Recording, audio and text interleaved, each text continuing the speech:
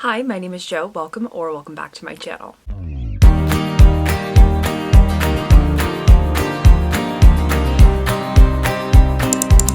Today we are doing my February wrap-up, and I did read 23 books in February, which makes it my best reading month ever, which also means we have a lot of books to get through. So we are just going to jump right into it, and we are starting off with Center Ice, which is a hockey romance. Now this is a second chance romance story because our female main character and our male main character met back in college, and they did have at least like a one-night stand. And because of that, our female main character ended up becoming pregnant, was not able to get into contact with our male main character, and now years have passed. They're reunited, and he finds out that he does have this son with her, and this is where I start to have a few problems with the story because he does not recognize her. Like he feels like he's seen her before at first, but doesn't know where he's seen her before. And then it feels like it's just moments later when he remembers her and remembers that he was basically like in love with her in college, but he didn't recognize her at first. So that itself is kind of sus, and then he goes back and forth being wishy-washy on whether he's ready for a relationship or not. I also felt like a lot of the side characters were interchangeable, and I feel like the only thing that I really enjoyed out of this book was that there was a character that had Parkinson's, so we did get that kind of representation. But in the end, I do believe that this was my lowest rated book of the month with 2.5 stars. Next up, we have another hockey romance. This one is called Breakaway Hearts, and unlike the last book I just spoke about, I loved this book. I went into it feeling a little judgy because the cover is of a human, which I just don't love. However, it proved me so wrong. This is a friends to lovers, fake dating, forced proximity type of book. It's one bed, there's dual POV, our female main character is curvy, so like mid-size plus size, and our female main character and male main character have been friends for years, but he's recently broken up with his girlfriend, or rather he's like been dumped by his girlfriend, and in his attempt to kind of like win her back or at least make her jealous, he enlists the help of the female main character, his best friend, to fake date him. And as the story unravels, there is good tension. There are moments when he reads our female main character's favorite books, and in the end this became one of my favorite ever romance reads. I did end up rating it 5 stars. The next book is a very different vibe. This one is more of like a thriller suspense type of book. This one is called Bright Young Women, and it is inspired by the victims of America's first ever celebrity serial unaliver. One of my favorite parts about this book is that the serial unaliver's name is never mentioned, so I will be doing the same thing here. It like solely focuses on the victims and their stories and their loved ones and how it impacts everyone involved. As someone who read the audiobook for this, I do highly recommend this format for this read. And that's because this story takes place in 2 different times with 2 different people that this serial unaliver impacts. And therefore there are 2 different narrators for each of these female main characters, and I found that to be really riveting. In the end, even though this book is outside of what I normally read genre-wise, I did end up rating it 4 stars. I found it to be thought-provoking, and as someone who listens to true crime sometimes, I think that it's important to be an active true crime consumer, meaning that we don't just watch these videos for entertainment purposes. Because when you're listening to these real stories, these real tragedies that happen to real people, and it just goes in one ear and out the other, like what purpose does that serve really? So to be an active true crime consumer, that might mean that you do things like sign petitions to help laws be put into place, or you might donate to help someone's GoFundMe. And it's just important to remember that these events affect real people. Next up is Hopeless, which is the last book in the Chestnut Springs anthology by Elsie Silver. This is a small town romance with tropes such as the age gap, friends to lovers, fake engagement. I do have to say that out of all of the Chestnut Springs books, this one was my least favorite, but the fact that I still rated it 4 stars, I feel like speaks highly for the series as a whole. In this one, we have our male main character just kind of trying to get his family off his back. He's been through some stuff and he's not really ready to be integrated back into society. And our female main character comes from a family where her brothers and her dad are just known around town as being troublemakers that no one really wants to be friends with. So they do decide to fake an engagement, and for her, what she gets out of this is using the male main character's last name, right? Like he and his family have a better standing in society in this town, and so she's hoping that that will help her. And on the flip side, for our male main character, he's just hoping that a fake engagement will get his family off of his back. I will say there is a big trigger warning for PTSD with this one, and other than that, I just have to say that the 2 main characters weren't all that enticing to me. However, Harvey, who is the male main character's father, and he's been a side character in all of the books, I feel like in this one he really gets a chance to shine, which I absolutely love. I think he is hilarious and wholesome and heartwarming, and any time that he was on the page, I felt like that was the book at its best. Next up, we have Destroy the Day, which is the 3rd and final book in the YA romantasy series Defy the Night. I think the biggest struggle with this book is that our female main character and our male main character spend most of the book apart. And while I found the male main character's story in this book to be very interesting, I was a bit bored with the female main characters, which was kind of sad. Her story in this one was just a lot slower, so I was less intrigued by it as opposed to the other characters in this book. However, there was LGBT rep. I did love the ending of the book, and when our female main character and male main character get back into the same place, that is epic. And one of the shining lights in this book is seeing how the side characters build relationships with the main characters. In the end, I rated this one 4 stars. I don't think it was my favorite of the series. I think my favorite was probably still the first one, but as a whole, I do recommend the series. I think I rated all of them 4 stars. Next up, I have Swift and Saddled by Lila Sage. This is the second book in the Rebel Blue Ranch anthology. This is a small town cowboy romance, and our main character is taking on a construction project on his family's ranch. So he brings in a professional to assist with this big project, and they end up meeting in a bar. And when they do, they have a romantic moment not knowing who the other person is. So when she shows up to her first day of work, that's when she finds out that she sort of had like a one night almost fling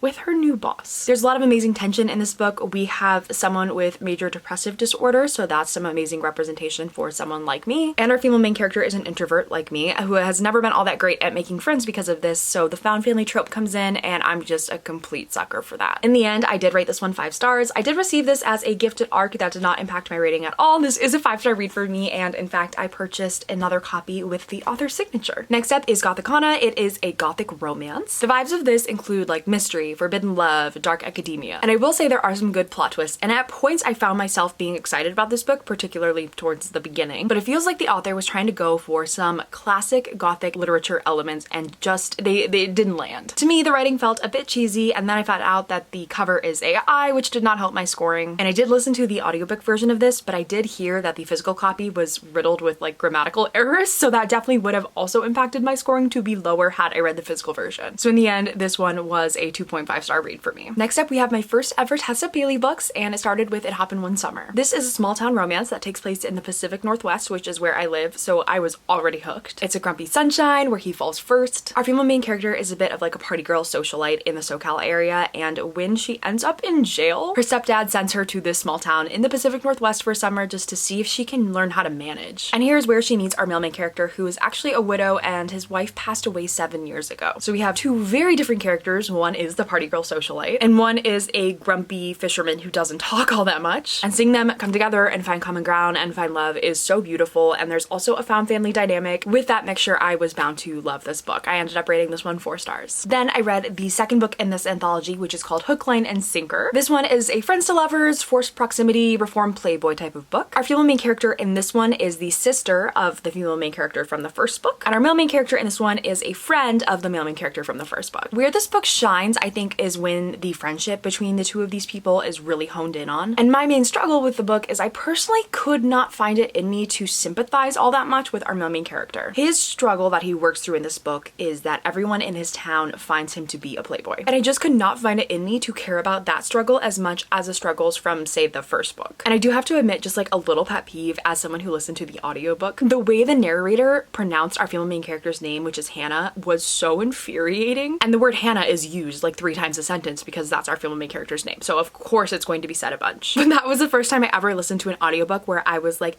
actually annoyed by something that was occurring repeatedly. In the end, I did rate this one 3.5 stars. So not all that different from the first book where I rated it 4 stars, but it just wasn't quite as good as the first one. Next up, I started the Bridgerton series, and the first one is The Duke and I. This book is friends to lovers and reformed playboy, or in this case, reformed rake. I did watch the show before I read the series, and I do feel like the season that focused in on this book was actually really similar. I thought it was a pretty great adaptation with just some more modern music, really. Now, with that being said, unfortunately, the male main character is just not quite my favorite character. The grudge that he holds against his father and his upbringing is really his big motivator for his actions in this book. And while the grudges he holds against his father are completely valid, there are certain points where you just kind of want to shake him and remind him that he can make better and different choices. And in the book, just like the series, I did enjoy our female main character, except for one choice she makes. I'm sure if you've read the book or watched the series, you know exactly what I'm talking about. There's one moment where she just chooses something that is kind of horrendous, and that one moment just completely changes how I feel about this character. So I did end up rating this book 3.5 stars. Then I read the second book, which is The Viscount Who Loved Me, which follows Anthony and Kate's story. Out of the 2 seasons that have premiered so far on Netflix, this one was my favorite by far. Anthony is the eldest Bridgerton sibling, and he decides that it is time for him to get married, but he doesn't want to fall in love because he saw how deeply it impacted his mother when his father passed away. And that impact was so deep because they were so in love. So in order to kind of protect his heart, he decides that he'll marry like the diamond of the sea season, and that will be fine. They'll have a friendship. He won't ever fall in love, so that way if a loss ever occurs, he won't be so impacted by it. But when he ends up meeting this diamond of the season, it is her older sister that he truly falls for. And on the flip side, our female main character is really just trying to help marry off her younger sister. She doesn't have any intention of getting married for herself. And unlike the first book, where I sort of felt like the book and the season were about even for me, I do have to say that I enjoyed the season of The Viscount Who Loved Me much more than I enjoyed the book. And I think that's just because Antony felt like more of a well-rounded character that you could root for in the show versus the book. I did rate this one 3.5 stars like I did for the first book, but I did enjoy this one a bit more, so maybe it's more like 3.75. The third and final book that I read from the Bridgerton series in the month of February was An Offer from a Gentleman, which follows Benedict Bridgerton. Out of the three this month, this one was absolutely my favorite, and now I am incredibly excited for Benedict's season, which I hope follows Colin and Penelope, so I'm hoping it will be our fourth season. I wouldn't go so far as to say it's a Cinderella retelling, but definitely Cinderella inspired. Tropes include a second chance romance, a found family, forbidden romance. The tension is impeccable, and you are just waiting this whole book for a secret to be revealed, and when it finally happens, I just really love this one. And it is now March, and I have read the fourth book. I read Penelope and Colin's book, so I can strongly say that at least out of the first four Bridgerton books, this one is my favorite and the one that I would most recommend. And I did end up rating this one 4 stars. Next up is a book that was chosen by my book club to read, and it is Ruthless Vows. I had already read Divine Rivals, and I ended up rating this one 4 stars. And just because of everything going on with the publisher, that is all I'm gonna say about this book. Next up, I read the Folk of the Air series, and I absolutely loved it. I know that I'm so behind the times on this series, but I wasn't sure if I was going to enjoy it. I heard that it was YA. I heard that it was mostly political intrigue as opposed to romance. But I renewed my library card and it was free there, so I didn't feel like I was risking any money with it. And in the end, I loved the series so much that I will be buying the series. Focusing in on the first one for a sec, the female main character is absolutely incredible. There's LGBT rep. Anytime there is a plot twist, it is a fantastic plot twist. And there's a quote from this one that I have seen absolutely everywhere, and I'm so happy to finally have context. And it is, "If I cannot be better than them, I will become so much worse." It is absolutely epic, and our female main character is a human who is forced to be in this fairyland. So she is bottom of the food chain. She is so far below any of the fae, and this leads to dangerous situations. This leads to bullying, and she just wants to work her way out of the situation. She wants to have a higher rank in the society, and we get to follow her choices and what she does and her determination to overcome the situation. It is so good. So I did rate that one 4 stars, but the next one, the second book in the series, is called The Wicked King, and I rated this one 5 stars. It was excellent. The enemies to lovers storyline continues from the second one,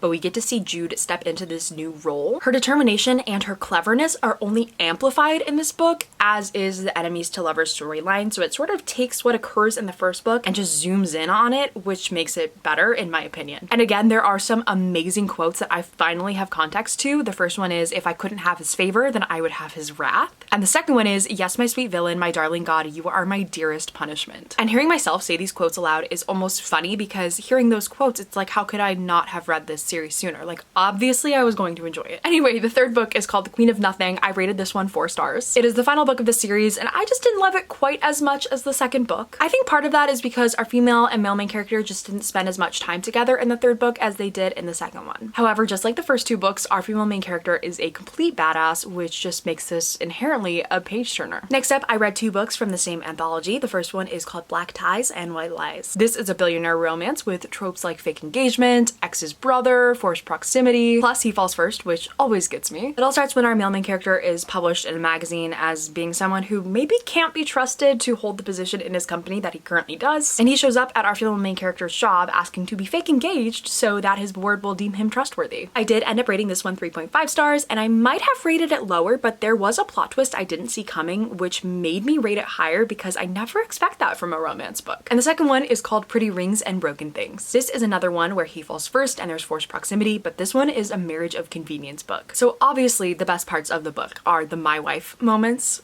obviously. However, I was actually really surprised at how good the communication was between our 2 main characters. I'm a big hater of the miscommunication trope, and this felt like the opposite of that. So that alone made me enjoy the book, and I did end up rating this one 3 stars. Next up, I read Carmilla for one of my book clubs. It is a sapphic vampire romance story that actually predates Dracula by 26 years, I think. It inspired Dracula, it's short, it's sapphic. So for those reasons alone, I definitely recommend reading this one. It did feel a bit slow for me until the ending, and once you get close closer to the ending, it really takes off. Because it was a bit slower, I did try and read the physical version of this and ended up finishing it with the audiobook format, which worked a bit better for me just to intake the knowledge. I did end up rating this one 3 stars, and I'm really happy that I finally read it. Next, I read Two Twisted Crowns, which is the second and final book in the Shepherd King duology. I really loved the first one, which is called One Dark Window, so I was super excited to read this one. This was also another book club pick. It is a bit of a gothic fantasy, super unique magic system, which I adore. And going back to the first book, it was from one person's point of view, so it was in first person. Now the second one has multiple POVs. And something that I found interesting and helpful to remain attached to our main character is that when we are reading from the perspective of our main character from the first book, it is still in first person POV. And when we're reading from the other characters, it's third person POV. So I thought that that was a really clever writing choice. Now with that said, our male main character and our female main character were actually not my favorite characters. Now there wasn't anything wrong with them necessarily, I just found them a bit more boring in contrast to Elm and Ione, who I loved. And I found myself ending a chapter and hoping that at the start of the new chapter I would see that it would be from Elm or Ione's perspective, and when it wasn't, I was a little disappointed. So on top of Elm and Ione being shining stars in this book, we also get to see more of the nightmare, which was fantastic. So just like the first book, I ended up rating this second one 4 stars. Next, I read 2 books from the Never After anthology. The first one that I read was Scarred. This is a Lion King inspired dark romance that takes place in the early 1900s. And like every book in this series, do be sure to check the trigger warnings just because they are dark romances. And I will say that I think there are moments in the series that do have cheesy writing, but it's just enough of a page turner for me to ignore that and continue it. Like at no point did I consider DNFing. So in this one, our female main character has an arranged engagement to the king, but ends up falling for his brother. And what makes this book extra interesting is that our female main character and our male main character, who is the brother, are both anti-heroes. So this is definitely the series to go to if you're ever the one who's like rooting for the villain, or you're the one who's rooting for the villain to get the girl. This series is for you. I ended up rating Scarred 3.5 stars. Next up, I read Wretched, which I also rated 3.5 stars, and this one was inspired by The Wizard of Oz. Again, it's a dark romance. Do remember to check trigger warnings. Now this one is a second chance romance. Our female main character and male main character end up meeting once, they have a one-night stand, and then time passes and they meet again. But the problem here is that our female main character is definitely an anti-hero. She works for her family business, which does illegal things, and our male main character is an undercover agent. So while he's trying to bust this family for the illegal things they're doing, he ends up falling for the girl that he met all those months ago and hasn't really been able to stop thinking about. I will say that out of the 2 that I read this month, Wretched was my personal favorite. And now we are finally on the last book. I did save the best for last. This book was the most impactful one that I read this month, and that is Happy Place by Emily Henry. This book is full of hidden gems. It's a second chance romance, it's found family, it's fake dating, there's forced proximity, there's LGBT rep. The characters in this are funny and witty and clever, but at no point is it cringy. And the amount of topics that this book covers and covers well is incredible. This book talks about depression, it talks about breakups as an adult, friendships as an adult, relationships as an adult. And I mentioned this in my March TBR video because for my March TBR, I do want to reread this. I bought the physical version and I want to go through and highlight it. But the way that I've been describing Happy Place is an adult version of a coming of age story. Because as an adult, you and the people you love, whether that's romantic, platonic, familial, you're all growing. So as you're growing, so are your friends, your family, your partner, and how do those relationships change as you all evolve? I also think this book does a really good job of expressing how important it is to communicate your feelings. Our female main character was the peacekeeper as a kid, always striving for straight A's, and that has impacted her as an adult. And so conveying how that's impacted her and how her feelings are affecting her life, she needs to tell the people that she loves this. And when she hoards on to those things, it's actually not helping her and it's not helping her relationships. If there's one book you take away from my TBR and you haven't read it, please let it be Happy Place by Emily Henry. There were so many tears with this book throughout it, at the end, and clearly it impacted me enough as an audiobook that I went out and bought the physical copy just because I want to highlight and annotate because there are so many beautiful and lyrical moments and quotes. And if for some reason I have not yet convinced you, let me read you 2 quotes. The first one is, "The relationship can change shape 1,000 times, but you're always going to be in my life. And even when something beautiful breaks, the making of it still matters." Like, that is so good. All in all, February was a fantastic reading month for me. I am especially grateful for renewing my library card and then the Libby app, because without those 2 things, I would not have been able to intake so much content that I loved and enjoyed for free. And because of those things, March is also off to a great reading month, so I'm just in a great spot right now for loving reading. If you've made it this far, thank you so much for watching. Please remember to like, comment, subscribe, and I will see you in the next one.